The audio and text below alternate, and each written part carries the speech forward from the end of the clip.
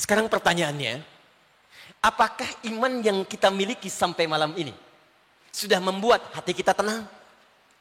Atau jangan-jangan iman yang dimaksudkan oleh Allah, yang ditanamkan pada jiwa kita, belum sepenuhnya kita hayati dengan benar, dan belum jadi bimbingan dalam kehidupan kita, sehingga belum meraih 5 hal yang dijanjikan tadi. Quran surah kedua Al-Baqarah ayat ke-25. Paling kanan sebelah atas posisinya di mushaf. Wa basyiril ladzina amanu wa 'amilus shalihat anna lahum jannatin tajri min tahtihal anhar. Allah berfirman, wa basyiril ladzina amanu. Muhammad, berikan kabar gembira. Kepada siapa ya Allah? Alladzina amanu, kepada orang-orang yang telah memiliki iman dalam jiwanya. Wa 'amilus shalihat, kemudian imannya membimbing dia untuk mengumpulkan amal saleh. Anna lahum jannatin tajri min tahtihal anhar. Bagi mereka itu berikan kabar gembira sebelum mereka wafat. Jadi ada orang yang diberikan kabar gembira oleh Allah sebelum ia wafat. Anna lahum jannatin tajri min tahtihal anhar. Anna menggunakan huruf taukid. Dalam ilmu nahwu disebut harfu taukidin wa nasbin. Tansibul isma wa tarfa'ul khabara. Huruf taukid yang menguatkan sebuah informasi, nasab yang menancapkan kekuatan pada informasinya, tansibul isma, dia akan menguatkan pada yang disebutkan, wa tarfa'ul khabara, dan mengangkat informasi pada apa yang disampaikan. Kata Allah, angkat orang-orang ini, tanamkan dengan kuat pada jiwanya bahwa aku akan jamin, aku siapkan surga untuk mereka saat pulang kepadaku. Siapa mereka ini? Alladzina amanu wa 'amilus shalihat. Jika memiliki 2 syarat dalam hidupnya, 1 iman tertanam dalam jiwanya, yang kedua yang amal soleh yang dia kumpulkan dalam hidupnya. Jadi orang yang telah beriman, dia telah mendapatkan setengah dari kunci surga yang disiapkan oleh Allah Subhanahu wa taala. Maka berbahagialah jika malam ini kita masih termasuk dalam golongan orang-orang beriman. Hadirin, iman tidak disebutkan dalam Al-Quran kecuali membahirkan janji, memberikan janji akan menajamkan dan menghunjamkan ketenangan pada jiwa pemiliknya. Quran surah ke-48 Al-Fatah ayat yang keempat.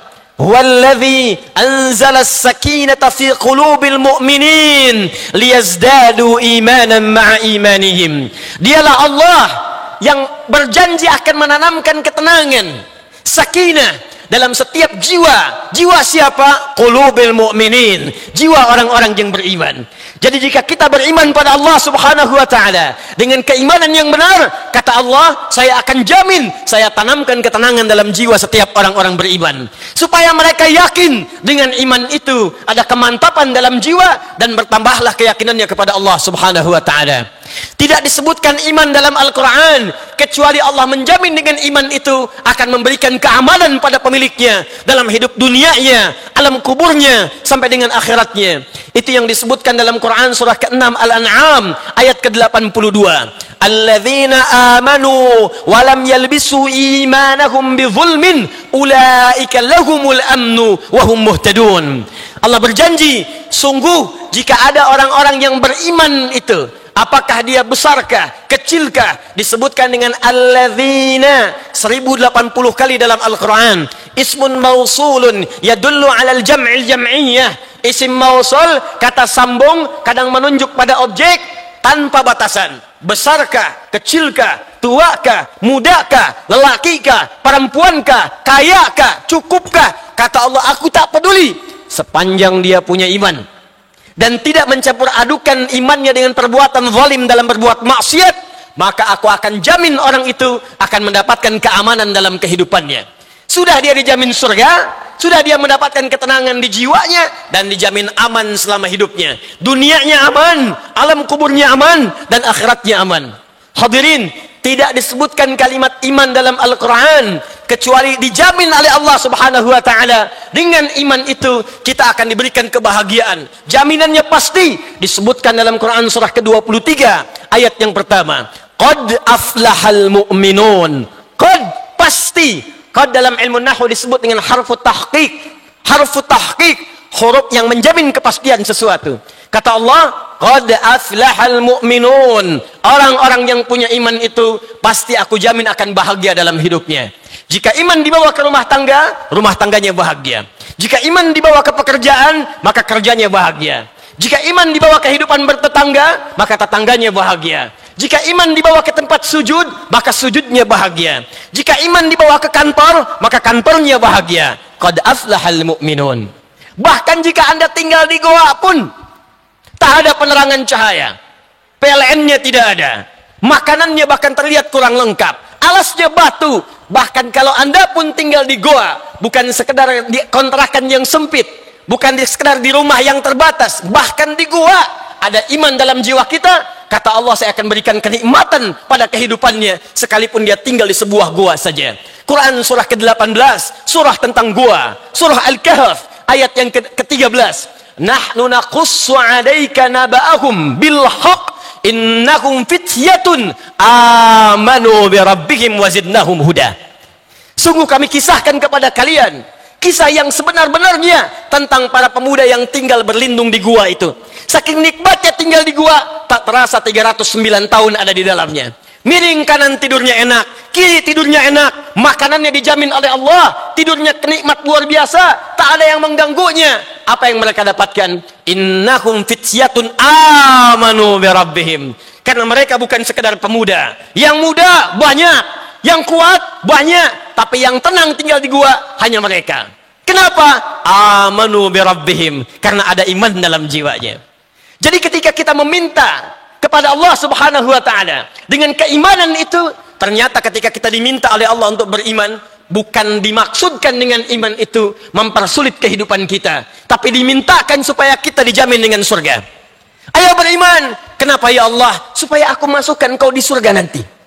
Ayo beriman. Kenapa ya Allah? Supaya engkau bahagia. Ayo beriman. Kenapa ya Allah? Supaya engkau tenang hatinya. Ayo beriman. Kenapa ya Allah? Supaya engkau aman hidupmu, tenang, aman. Ayo beriman. Kenapa ya Allah? Supaya nyaman kehidupanmu. Karena itu tidak pernah disebutkan kalimat panggilan iman. Ya ayyuhalladzina amanu. Disebutkan 68 kali dalam Al-Quran. Ya ayyuhalladzina amanu. Tidak pernah disebutkan kalimat ini dalam Al-Quran ketika disampaikan pada para nabi dan para sahabat radhiyallahu ta'ala anhum, pada Nabi Muhammad sallallahu alaihi wasallam dan kepada seluruh sahabat-sahabatnya, kecuali mereka akan menyambut gembira. Turun ayat ya ayyuhalladzina amanu, mereka tidak akan bertanya apa yang akan diturunkan, tapi yang pertama kali muncul dalam jiwa mereka, alhamdulillah, Allah masih menyebut kami orang-orang beriman. Siap ya Allah, sami'na wa ata'na. Apa yang kau perintahkan? Kutiba alaikumusiyam. Tak ada pertanyaan lagi, mereka kerjakan puasanya. Ya ayyuhalladzina amanu, alhamdulillah ya Allah, engkau masih menganggap kami beriman. Apa perintahnya ya Allah? Aufu bil ahd, aufu bil uqud. Tepati janji. Siap ya Allah. Setiap muncul kalimat orang-orang beriman, maka muncul kebahagiaan dalam jiwanya. Sekarang pertanyaannya, apakah iman yang kita miliki sampai malam ini sudah membuat hati kita tenang? Jangan-jangan kita mengaku beriman, tapi gelisahnya itu masih banyak tertanam dalam jiwa. Ustadz belum datang sampai maghrib, masih gelisah. Sampai isya belum datang, bikin status. Ustadznya belum datang, masjidnya gerah ya. Lantas di mana imannya kita simpan? Sedikit macet, langsung bikin status. Surabaya macet ya. Dan tidak melahirkan solusi. Lantas di mana iman yang dijanjikan melahirkan ketenangan itu? Di mana iman yang dijanjikan melahirkan keamanan itu? Di mana iman yang dijanjikan melahirkan kedamaian hidup itu? Atau jangan-jangan iman yang dimaksudkan oleh Allah, yang ditanamkan pada jiwa kita, belum sepenuhnya kita hayati dengan benar, dan belum jadi bimbingan dalam kehidupan kita, sehingga belum meraih 5 hal yang dijanjikan tadi. Itulah yang menjadikan kita insya Allah akan membalas dan membahas pada malam hari ini apa yang dimaksudkan esensi iman dalam Al-Quran dan Sunnah yang kita bisa bawa dalam kehidupan sehingga melahirkan 5 hal yang tadi dijanjikan. Mari kita bahas dengan tenang. Silahkan posisinya dinyamankan sehingga kita bisa fokus untuk membahas apa yang telah kita uraikan dan kita janjikan dalam tema kita dalam kesempatan malam hari ini. Siap insya Allah? Baik. Allahu Akbar. Bismillahirrahmanirrahim. Tersebut dalam Al-Quran, jika seorang yang beriman menginginkan 5 kemuliaan tadi yang dijanjikan, 1, diberikan ketenangan dalam jiwanya. Yang kedua, dijamin kebahagiaan dalam hidupnya. Yang ketiga, dijamin keamanan dalam kehidupan di 3 alamnya, dunia, alam kubur, akhirat. Yang keempat, dijamin kenikmatan dalam hidupnya walaupun hidup di suasana yang sangat terbatas. Rizkinya kelihatan terbatas, di rumah nampak terbatas, tapi tenang, enak hidupnya seperti pemuda yang di gua itu. Dan yang kelima, mendapat berita gembira masuk surga sebelum dia wafat. Maka untuk mewujudkan itu, tersebut isyarat dalam Al-Quran, setidaknya orang-orang yang beriman itu mesti memenuhi 2 syarat utama seperti tersebut dalam Al-Quran dan Sunnah Rasulullah SAW. Syarat itu yang coba kita akan bahas di pertemuan malam hari ini, dan mudah-mudahan keluar dari masjid ini, selesai di pertemuan ini, kita semua mendapatkan 5 hal yang dijanjikan insyaallah. Tidak cukup dengan amin, kita belajar dulu. 1. Orang-orang yang beriman itu disebutkan oleh Allah Subhanahu wa ta'ala mesti mengaktualisasikan, menerjemahkan, mengamalkan pengertian iman itu sesuai dengan yang dimaksudkan Al-Quran. Karena ada orang-orang yang mengatakan saya beriman, tapi tidak mengamalkan pengertian imannya seperti pengertian yang diinginkan Al-Quran. Apa pengertian iman yang diinginkan oleh Al-Quran? 1 kalimat saja yang dimaksudkan iman dalam Al-Quran, bahkan ditetapkan dalam kaidah bahasa Arab, la yuzkarul imanu illa bima'na al-yaqini bila syakkin. Tidak disebutkan kalimat iman bahkan dalam Al-Quran kecuali mengandung arti keyakinan tanpa ragu. Yakin, jangan ragu. Yakin, tidak boleh ragu. Karena itu ketika disebutkan kalimat iman pertama dalam Al-Quran, maka kalimatnya disandingkan dengan kalimat yakin tanpa ragu. Al-Baqarah ayat yang kedua sampai 3. Dzalikal kitabu la raiba fi hudal lil. Siapa hudalil muttaqin itu? Ayat 3-nya. Alladzina yu'minuna bil ghaib. Jadi ketika Allah membuka dengan kalimat alladzina yu'minuna bil ghaib, orang-orang yang yakin pada Allah walaupun tak nampak dalam pandangannya, bagaimana dia bisa yakin itu? Kata Allah, la raiba fi, jangan pernah ragu. Al-yaqin bila syak, mesti yakin, jangan pernah ragu sedikit pun. Kata Allah beriman pada Al-Quran, yakin, jangan ragu. Kata Allah beriman pada seluruh perintahku, yakin ya Allah tanpa ragu. Kata Allah beriman pada semua larangan-laranganku, yakin ya Allah tanpa ragu. Jadi ketika Allah mengatakan kalian beriman, jadi orang-orang beriman, maka syarat yang pertama yang diinginkan oleh Al-Quran, ketika iman telah sampai dalam jiwa kita, maka hadirkan keyakinan dalam jiwa, jangan pernah muncul keraguan sedikit pun pada apa yang disampaikan oleh Allah Subhanahu wa ta'ala. Jelas? Fokus. Tapi ternyata keyakinan tanpa ragu ini tidak pernah kemudian hadir dalam kehidupan, kecuali kaidahnya jika seseorang ingin yakin dengan imannya, mesti iman itu kaidahnya harus sampai kepada hatinya, bukan hanya hadir di lisannya. Karena yakin itu pekerjaan hati, bukan pekerjaan lisan. Makanya orang sering mengatakan, sudah mantap belum hatimu menerima lamarannya? Sudah mantap belum hatimu menerima pinangannya? Dari mata turun ke hati. Sentuhlah ia tepat di hatinya, maka ia akan jadi milikmu untuk selamanya. Hati. Catat, bikin status. Yakin itu pekerjaan hati, bukan pekerjaan lisan. Karena itu ketika ada orang Arab Badui, dia mengatakan beriman kepada Allah dengan lisannya, langsung turun penolakan dari Allah dan mengatakan itu baru di lisanmu. Buka Quran surah ke-49 ayat ke-14. Quran surah Al-Hujurat ayat ke-14. Qalatil a'rabu amanna. Ada orang-orang Arab Badui pada saat itu mengatakan kepada Rasulullah sallallahu alaihi wasallam, "Ya Rasulullah, amanna." Kami telah beriman sempurna. Amanna. Kalimatnya menggunakan fi'il madhi. Fi'il madhi kalau dalam ilmu bahasa nahwu, ilmu bahasa Arab, di nahwu menunjukkan pada makna yang lampau. Tapi dalam ilmu balaghah menunjukkan makna ta'kid, taukid. Orang itu ingin mengatakan, "Ya Rasulullah, saya sampaikan pada Anda, saya yakinkan dengan taukid kami telah beriman." Nabi diam. Karena perkara iman, perkara hati, Nabi menunjuk petunjuk dari Allah Subhanahu wa taala. Turun kemudian jawaban dari Allah. Perhatikan kalimatnya. Qul lam tu'minu. Katakan Muhammad, kalian belum serius imannya. Kalian belum sempurna imannya. Walakin qulu aslamna. Tapi katakan aslamna, kami baru masuk Islam.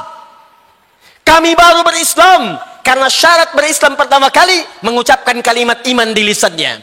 Asyhadu an la ilaha illallah wa asyhadu anna Muhammadan. Ketika Anda mengucapkan asyhadu an la ilaha illallah, maka ini syarat Islam yang pertama kali, mengeluarkan kalimat iman di lisannya. Diproklamirkan, disampaikan, saya bersaksi tidak ada Tuhan selain Allah. Hanya kata Allah, kalimat itu baru sampai di lisan. Walamma yadkhulul imanu fi qulubikum. Sementara imannya yang di lisan itu belum dimasukkan ke dalam hatinya. Karena kaidah iman tadi al-yaqinu bila syakin. Harus yakin tanpa ragu. Kalau cuma di lisan, keyakinan itu nggak akan muncul. Harus dimasukkan ke dalam jiwa kita. Sampaikan dalam hati kita. Karena itulah kalau imannya sampai ke dalam hati, maka iman ini nantinya akan membimbing semua tubuh kita untuk beramal sesuai dengan petunjuk imannya. Jadi kalau ada iman dalam jiwa kita, di lisan dimasukkan ke dalam hati, nanti iman yang dalam hati ini akan membimbing seluruh tubuh kita. Mata kita akan dibimbing menggunakan iman, telinga kita dibimbing menggunakan iman, lisan kita dibimbing menggunakan iman, tangan kita dibimbing menggunakan iman, sampai ke kaki kita. Karena itu Al-Imam Al-Bukhari, beliau membuka kalimat Kitabul Iman, berisi 57 hadis. Beliau sampaikan di pembukaannya, Al-imanu qaulun wa amalun. Al-imanu qaulun wa amalun. Iman itu pertama diucapkan dengan lisan, tembus ke dalam hati, dari hati ini akan dibimbing menjadi amalan dalam kehidupan. Karena itu ketika Allah menyebutkan fungsi tubuh kita, sebelum disebutkan fungsi tubuhnya, maka disebutkan kalimat imannya. Contoh, Quran surah ke-24 An-Nur, ayat 30 untuk laki-laki, 31 untuk perempuan. Kita punya mata. Apa fungsi mata? Melihat. Bagus. Tapi ternyata kambing pun melihat. Ternyata elang pun melihat. Dan mata elang lebih tajam dibandingkan kita. Elang naik ke atas udara, di atas Surabaya, anak ayam kelihatan. Anda naik pakai Garuda, di atas langit Surabaya, anak sendiri tak nampak. Tapi celakanya mata elang tidak dihisap, mata kita dihisap. Quran surah ke-17 ayat 36. Wala taqfu ma laysa laka bihi ilmun, innas sam'a wal basara wal fuada kullu ulaika kana anhu mas'ula. Hei, jangan cepat mengikuti apa yang tidak engkau tahu ilmunya. Sungguh pendengaranmu, pandanganmu, matamu, dan apa yang kau fikirkan satu saat akan dihisab oleh Allah Subhanahu wa taala. Karena mata ini dihisab, maka dibimbing oleh iman kita bagaimana cara mata ini melihat supaya hisabnya ringan di hadapan Allah Subhanahu wa taala. Maka turunlah kalimat imannya sebelum kalimat fungsi matanya. Quran surah 24 ayat 30 untuk laki-laki. Ini yang membedakan mata kita dengan mata kambing. Ini yang membedakan mata kita dengan mata elang. Ini yang membedakan mata kita dengan mata binatang. Wa kullil mu'minina yaghuddu min absarihim. Katakan pada pria-pria yang telah memiliki iman dalam jiwanya, yaghuddu min absarihim, matanya hanya boleh melihat yang baik-baik saja. Kalau yang dilihatnya tak baik menurut imannya, maka palingkan ke arah yang diperkenankan oleh Allah. Ghaddul basar bukan tak boleh lihat. Ghaddul basar itu lihat yang baik menurut imanmu. Kalau tak baik kata imanmu, maka palingkan ke arah yang diridhai oleh Allah Subhanahu wa taala. Perempuan juga begitu, Bu. Wa qul lil mu'minati ayat 31 ya. Dan katakan pada perempuan-perempuan yang punya iman dalam jiwanya, yaghdudna min absarihinna, maka imannya akan membimbing matanya untuk melihat yang baik-baik saja. Jikalau mata kita ini benar-benar dibimbing iman, ada iman dalam jiwa kita, maka mustahil mata ini akan dipakai melihat yang tidak baik. Gambar-gambar yang tidak baik lewat. Buka handphone, lihat Facebook, ada aurat terbuka, palingkan. Bahkan kata Al-Quran di Quran surah ketiga ayat 133, paling kanan sebelah atas di mushaf, wari'u ila maghfirah. Ada orang yang bergegas langsung istighfar, mengoreksi dirinya. Ada sara'a, ada sa'a, itu beda. Anda mau Jumatan kalimatnya pakai sa'a. Quran surah ke-62 ayat ke-9, paling kiri sebelah atas di mushaf. Ya ayyuhalladzina amanu idza nudiya lis-salati min yaumil jumu'ati fas'au ila dzikrillah. Tapi ketika diminta istighfar pakai sara'a, wasari'u. Tuh. Kalau dilihat mushaf terjemahannya sama. Jika sudah diseru di hari Jumat, segeralah Anda untuk bersiap-siap menunaikan Jumat. Ali Imran 133, bersegeralah untuk istighfar. Kenapa yang satu menggunakan sara'a, yang kedua menggunakan sa'a? Terjemahannya sama. Kalau menggunakan sa'a, fas'au, itu artinya bersegera, tapi dengan bersiap-siap sebelumnya. Makanya ketika dipanggil Jumat, adzan Jumat jam 11:30. Ayo bergegas, tapi siap-siap dulu. Dari jam 11, siap-siap dulu. Ada yang dari jam 10, mandi dulu. Pakai minyak wangi dulu. Siap-siap incar saf pertama. Itulah Jumat fas'au. Tapi kalau Anda berbuat maksiat kemudian istighfar, kata Allah seketika berbuat maksiat, seketika istighfar. Jangan menyiapkan istighfar di tempat dan waktu berbeda. Siang berbuat maksiat, entarlah nunggu tahajud istighfarnya sambil malam hari khusyuk. Tiba-tiba asar meninggal. Maksiat di malam hari, segera tobat di malam hari, jangan tunggu subuh. Tiba-tiba di waktu fajar sebelum masuk ke subuh, wafat. Karena itu kalimatnya menggunakan wasari'u. Ada orang matanya tak sengaja dia lihat ke dalam handphone, tiba-tiba muncul gambar yang tidak bagus untuk dipandang.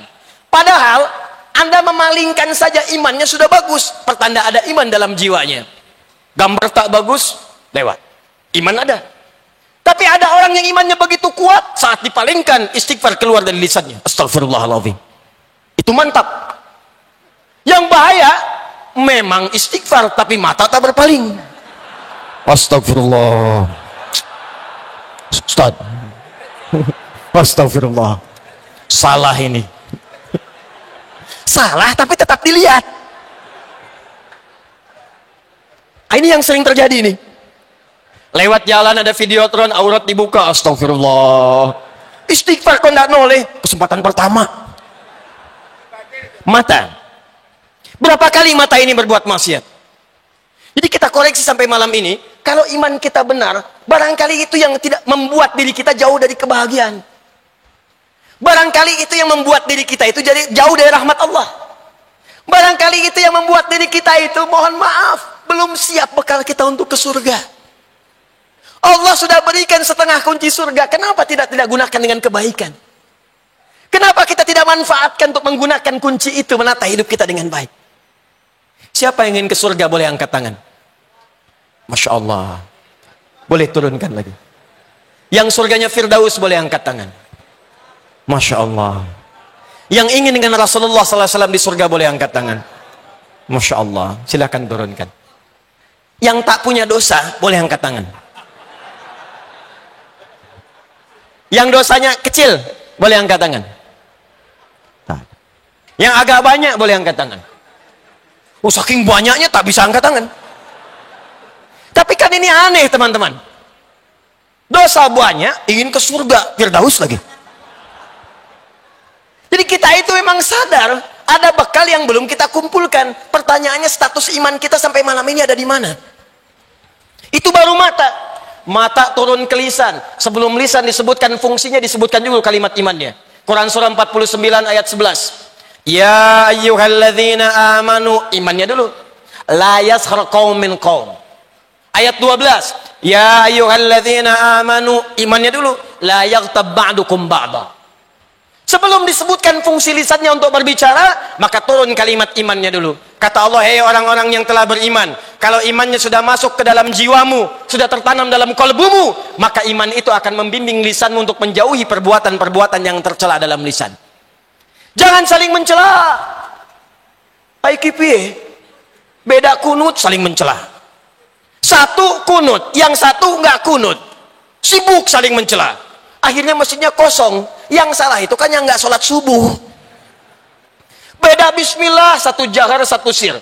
Yang satu kencang, yang satu silent. Ribut, ada yang saling mencela. Yang sepakat itu kan yang kalau nggak sholat itu yang salah. 70 hadis tentang bismillah, 4 cara bacanya. Bisa disirkan, bisa dijaharkan, bisa tidak dibaca sama sekali, bisa rakaat pertama dibaca jahar, selanjutnya tidak. Ada 70 hadis, Nabi mencontohkan. Kenapa kemudian kita sibuk saling mencela satu dengan yang lainnya? Jadi kalau iman melekat pada jiwa kita, bertanya bagus, belajar istimewa, tapi mencela tidak. Makanya saya sering katakan, kalau ada orang belajar Al-Quran, belajar sunnah, pulang dari pengajian rajin mencela, patut ditanya Al-Quran mana yang Anda pelajari, sunnah mana yang Anda pelajari. Karena mustahil kalau iman sudah sampai ke jiwa kita, maka iman akan membimbing ilmu dengan adab dan kemuliaan. La yaghtab ba'dukum ba'da. Sebelum kalimat ini muncul, ya ayyuhalladzina amanu, hei orang-orang yang punya iman, imanmu tidak akan dipakai untuk menggosipkan orang lain, menggibahkan orang lain. Ini kan aneh, katanya beriman, katanya mukmin, katanya mukminah, bukan hanya mendengarkan gosip, tapi membuat acara tentang gosip dan dinikmati. Saya tidak, Ustaz. Bagus. Tidak seperti akhi itu tuh. Kalau tiap hari gosipnya luar biasa. Itu namanya ghibah. Ustaz, itu kan di Al-Quran. Bagaimana dengan Nabi? Kencang, ketat. Iman disebutkan pertama kali. Qala sallallahu alaihi wasallam, man kana yu'minu billahi wal yaumil akhir falyaqul khairan aw liyasmut. Kata Nabi, siapa yang merasa beriman pada Allah dan merasa akan dihisab di hari kiamat, maka lisannya hanya akan digunakan berkata yang baik-baik saja. Kalau ia tak mampu, diam. Jadi kalau iman ini hadir dalam jiwa kita, begitu akan berkata kalimat baik yang dicari. Mustahil akan menemukan kalimat yang kotor karena iman hadir dalam jiwanya. Dan iman itu mustahil akan mengarahkan pada keburukan, mustahil. Pasti baik. Antum kenal Al-Hasan cucunya Nabi? Kenal, bagus. Taib. Al-Hasan itu diantara yang akhlaknya mulia. Banyak menyebutkan mirip-mirip dengan Rasulullah SAW. Akhlaknya, kecintaannya pada Al-Quran, bahkan di wajahnya. Allahumma salli wa sallim wa barik ala Rasulullah SAW. Punya anak diberi nama dengan nama datuknya Muhammad. Dalam masa fitnah jalan-jalan, napaktilah saat beliau diasuh oleh Rasulullah SAW ke orang wali. Napaktilah sepeninggal Nabi dalam masa fitnah kubra, beliau berjalan dengan putranya dicaci maki di perjalanan. Kamu begini, dicaci maki habis. Bukan satu huruf, bukan satu kalimat, satu buku dikumpulkan. Beliau menyimak dengan tenangnya. Fantalaqa, maka orang itu pergi. Faqala ibnuhu, maka anaknya Muhammad berkata pada bapaknya, ya abati lima lam tarud. Ada abi, ada buya, ada abati, beda. Abi panggilan hormat, hormat kita kepada orang tua. Buya panggilan sayang, sayang kita kepada ayah kita, atau sayang kepada sosok tertentu, walaupun dia bukan ayah kita, tapi kita menyayanginya karena keistimewaan yang melekat pada dirinya. Bisa ilmu, bisa akhlak. Buya hamka, bukan ayah kita, tapi keilmuan dan akhlaknya kita menyayanginya. Kalau Anda gabungkan buya dengan abi, maka kalimatnya berubah menjadi abati. Dalam Al-Quran kalimat ini sering disebutkan. Ismail kepada Ibrahim, ya abati.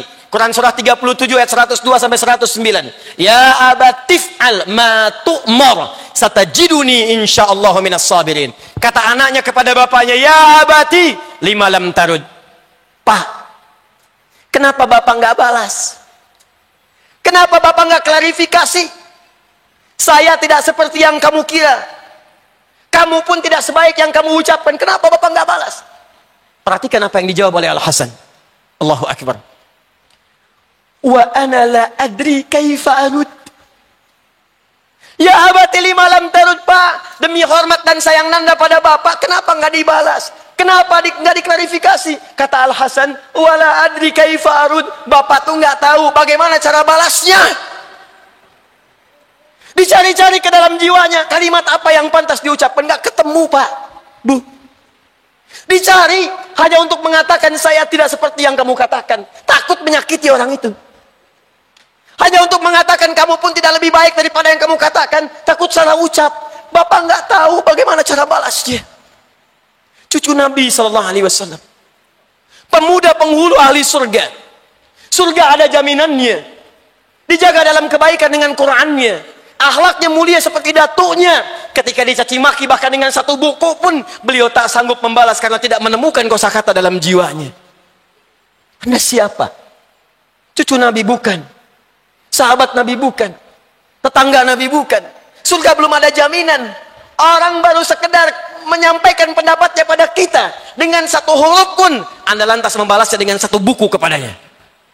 Dan Anda mengharapkan surga Firdaus. Iman. Iman yang sampai ke dalam lisan. Man kana yu'minu billahi wal yaumil akhir falyakul khairan aw liyasmut. Cuma dua pilihannya, berkata yang baik atau diam. Iman yang sampai ke tangan, iman yang sampai ke kaki, ketika dipakai beraktivitas, maka dia akan terjauh dari pekerjaan yang haram. Perhatikan, saya ingin berikan gambaran kepada Anda. Pertama, buka Quran surah kedua ayat 168. Lalu bandingkan dengan Quran surah kedua Al-Baqarah ayat 172. Ini ayat tentang mencari nafkah, tentang bekerja. Bekerja itu akan menggerakkan kaki, menggerakkan tangan, menggerakkan pikiran untuk mengonsep dan dieksekusi dalam kehidupan. Ketika Allah membuat hukum universal agar semua manusia bekerja untuk kenyamanan hidupnya di dunia, maka kalimatnya menggunakan an-nas. Disebutkan 241 kali dalam Al-Quran. Nas. Al-Baqarah ayat 168. Ya ayyuhan nasu. Nas. Kulu mimma fil ardi halalan tayyiba. Ya ayyuhan nas. Perhatikan kalimatnya nas. Kulu mimma fil ardi halalan tayyiba. Disebutkan kalimat halalnya. Kemudian tayyiba. Fokus. Hei semua manusia. Ya. Disebutkan 360 kali dalam Al-Quran. Harfun nida, linida'il qarib wal mutawassit wal ba'id. Huruf untuk memanggil, baik yang dekat, yang menengah ataupun jauh. Ayyuha disebutkan 150 kali dalam Al-Quran. Ayyunya munada taukid, haknya hak tanbih. Taukid menguatkan, hak mengingatkan. Hei semua manusia, saya ingatkan hak, saya tegaskan ayyu. Semuanya, baik yang dekat, menengah ataupun yang jauh dariku. Perhatikan, aku sampaikan. Kulu mimma fil ardi. Silakan kalian bekerja. Silakan cari makan. Ini bahasa balaghah. Kalau di ilmu balaghah namanya dzikrul ba'dhi yuradu bihil kullu. Disebutkan sebagian yang dimaksud keseluruhan. Kalau di bahasa Indonesia ada namanya sinekdok pas prototo.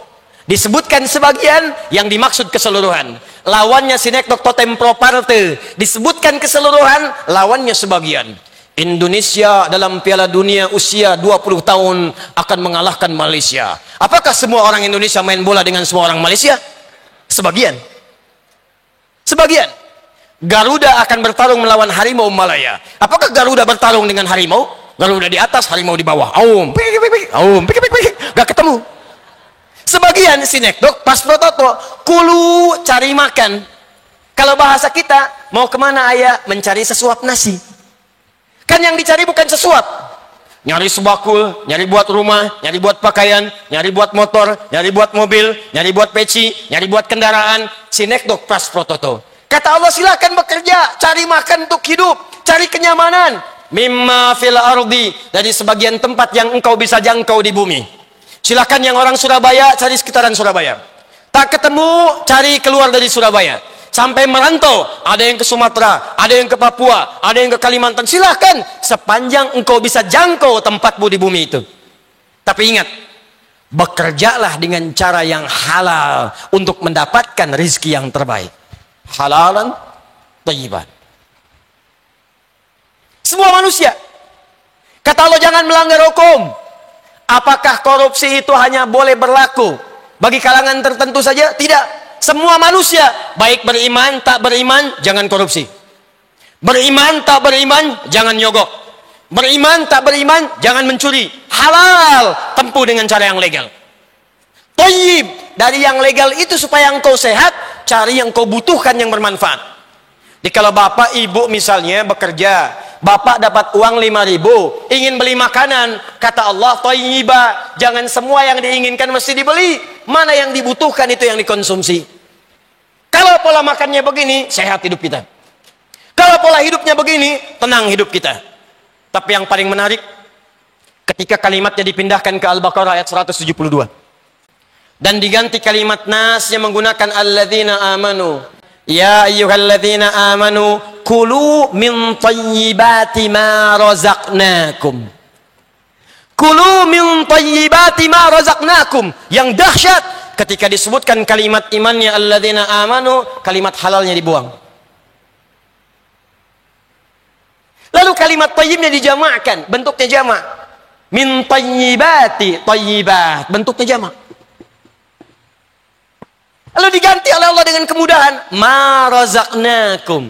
Hei orang-orang yang telah beriman kepadaku, kata Allah, silakan kalian bekerja. Aku akan mudahkan dalam pekerjaan itu dengan rizki yang akan aku percepat untuk engkau dapatkan. Kalau sudah dapat itu, aku akan tambah berkahnya dari orang-orang biasa.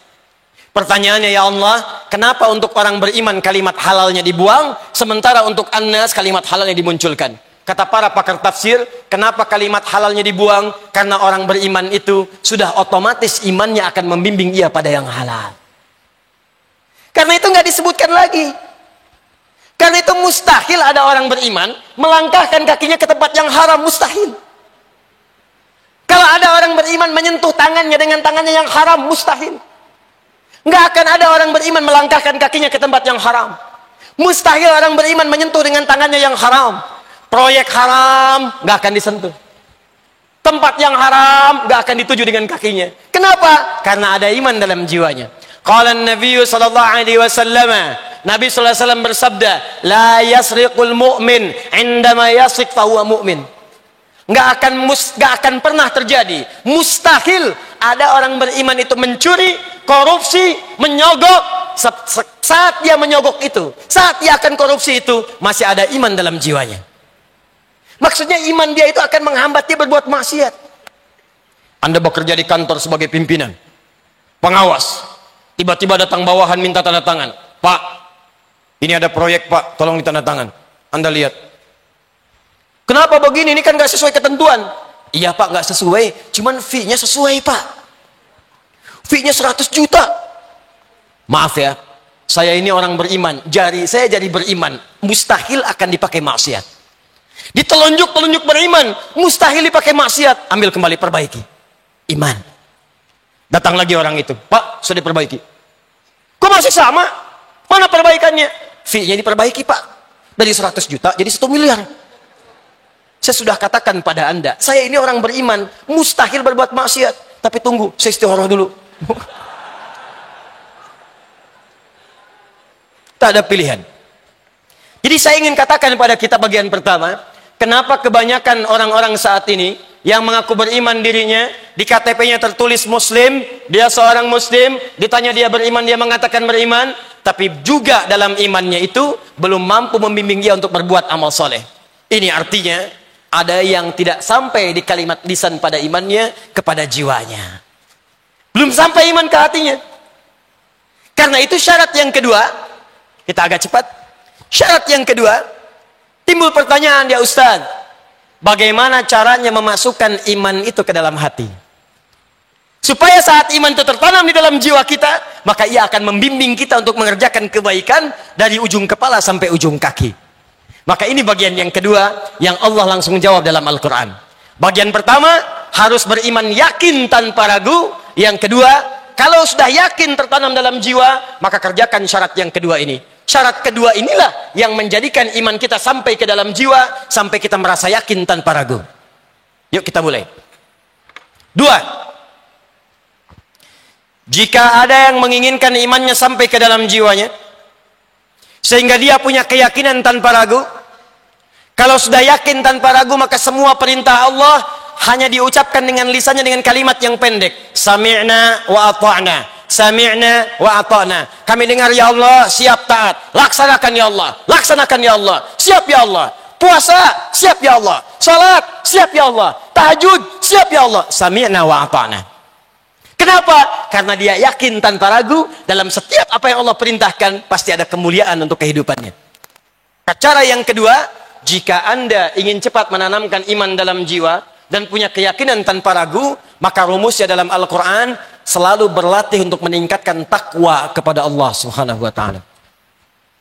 Karena itu setiap disebutkan kalimat iman, seringkali disandingkan dengan kalimat takwa. Kita ambil satu ayat puasa, Al-Baqarah 183.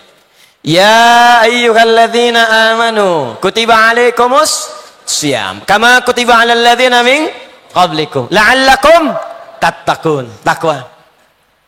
Kalimat iman pertama Al-Baqarah ayat 3 dibuka dengan kalimat takwa yang ayat 2-nya. Dzalikal kitabu la raiba fi hudal lil muttaqin. Siapa muttaqin orang takwa itu? Ayat ketiga, alladzina yu'minuna bil ghaib. Iman bersanding dengan takwa. Iman disandingkan dengan takwa. Jadi kalau ingin iman kita sampai ke dalam jiwa kita, maka tingkatkanlah takwa kita kepada Allah Subhanahu wa Ta'ala. Quran surah ketiga ayat 102, ya ayyuhalladzina amanu ittaqullaha haqqa tuqatih wa la tamutunna illa wa antum muslimun. Iman disandingkan dengan takwa. Ya Allah, saya ingin meningkatkan takwa supaya iman saya kuat, supaya sampai ke jiwa saya. Maka bagaimana cara saya meningkatkan takwa itu? Maka disebutkanlah kalimat takwa dengan semua turunannya 115 kali dalam Al-Quran. Kalau kita ingin sampai pada derajat iman yang mantap, tertanam dalam jiwa, maka tingkatkan takwa. Sehingga derajat kita akan naik dari sekedar mukminin menjadi muttaqin. Bagaimana mencapai derajat takwa ini? Maka cari setiap kalimat takwa dalam Al-Quran, maka Anda akan temukan petunjuk meningkatkan takwa itu. Setidaknya ditemukan sebanyak 115 kali. Rahasia cepatnya, setiap ada kalimat takwa, itu pasti setelah atau sebelumnya akan ditemukan perintah untuk beramal soleh. Lihat urutannya. Iman, takwa, kemudian amal soleh. Kalau Anda imannya ingin kuat, maka tingkatkan takwa. Bagaimana meningkatkan takwa? Kerjakan amal soleh. Bahkan kadang-kadang oleh Allah di-bypass. Takwanya kemudian ditutup, iman dan amal solehnya disandingkan. Begitu menyebutkan kalimat iman, amal solehnya muncul. Buka Quran surah 103. Walas innal insana lafi illalladzina amanu iman wa amilus salihat. Takwanya ditutup. Buka Quran surah kedua ayat 25. Wabasyiril ladzina amanu wa amilus salihat. Iman, amal soleh, takwanya ditutup. Seakan-akan Allah ingin menyampaikan, hei, kalau imanmu ingin mantap, perbanyak amal soleh. Ketika engkau perbanyak amal soleh, maka statusmu akan naik, bukan sekadar mukmin yang beriman, tapi muttaqin. Hamba-hamba Allah yang banyak mengoleksi amal soleh dalam hidupnya. Karena itulah Al-Imam Al-Bukhari, ketika membuat Kitabul Iman, menyusun caranya dari Nabi SAW, maka beliau memberikan petunjuk 57 hadis. Dikumpulkan oleh Al-Imam Al-Bukhari. Saya sarankan begini nih kepada jamaah. Kalau kita ingin belajar petunjuk sunnah Nabi, paling gampang cari kitab hadis. Dibagi 4. Kalau Anda ingin belajar tentang bimbingan Nabi terkait fikih. Fikih saja. Cara wudhu yang benar, cara sholat yang benar, cara zakat yang benar, maka cari kitab sunan namanya. Sunan itu kitab hadis yang disusun berdasar rumusan fikih. Sunan Abu Daud, Sunan At-Tirmidzi, Sunan An-Nasai, Sunan Ad-Darimi, Sunan dan seterusnya. Sunan. Kalau Anda ingin cari kitab hadis yang berdasarkan periwayat hadisnya, Abu Bakar As-Siddiq berapa hadis? Sayyidah Aisyah berapa hadis? Ibnu Abbas berapa hadis? Maksudnya saya ingin meneladani kehidupan mereka. Ibnu Abbas seorang penuntut ilmu, maka saya ingin belajar seperti Ibnu Abbas. Mana hadis-hadisnya? Abu Bakar seorang selain khalifah, juga seorang pengusaha sukses. Saya ingin menempuh kehidupan seperti Abu Bakar. Mana hadis-hadis yang beliau kumpulkan? Maka cari kitab namanya kitab Musnad. Musnad, kitab hadis yang disusun berdasarkan periwayatnya atau sanadnya. Yang paling populer Musnad Imam Ahmad bin Hanbal. Kalau Anda ingin mencari hadis dengan urutan yang sangat kompleks, babnya banyak. Saya ini pengen sekaligus belajar tentang fikihnya, saya pengen belajar tentang muamalahnya, bisnisnya, imarah bab pemerintahannya, kitab orang sakit, kitab tentang bagaimana menuntut ilmu, maka cari kitab namanya kitab Al-Jami'. Al-Jami'. Yang paling populer ada dua, yaitu karangan Al-Imam Al-Bukhari dan Imam Muslim, dikenal dengan Sahihain. Dua-duanya disebut kitab Jami'. Kalau Anda ingin cari hadis, innamal amalu binniyat, ada di mana hadisnya? Saya tidak tahu kitabnya. Saya tahunya huruf hamzah, innama al-a'mal. Cari di mana? Cari kitab namanya Mu'jam. Runtutkan urutan alfabetnya, maka akan Anda temukan di mana hadis itu terletak.